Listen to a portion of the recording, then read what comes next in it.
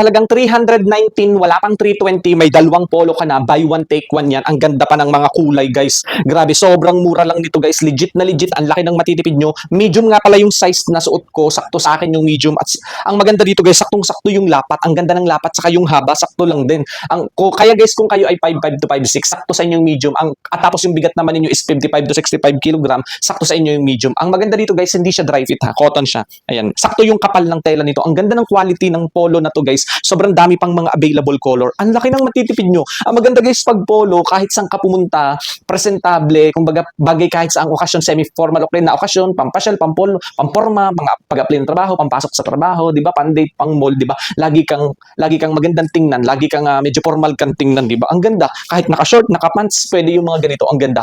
Kaya kung ako sa inyo guys, grabe, wag niyo nang palampasin. Ang laki ng matitipid nyo. Kung gusto nyo isang piraso, 150 plus lang ninyo mabibili. Tapos kapag buy one take one naman yung bibilhin nyo, nasa 319, wala pang 320, ang papatakan 150 lang din plus, di ba? Napakamura, ang dami pang magagandang kulay. Saktong-sakto yung medium. Kaya kung ako sa inyo guys, wag niyo nang palampasin. Ang laki ng matitipid nyo. Kaysa bumili kayo ng tigpa 500, 600 sa labas, isang piraso lang yun. Pero dito yung 300 plus mo, dalawang piraso na.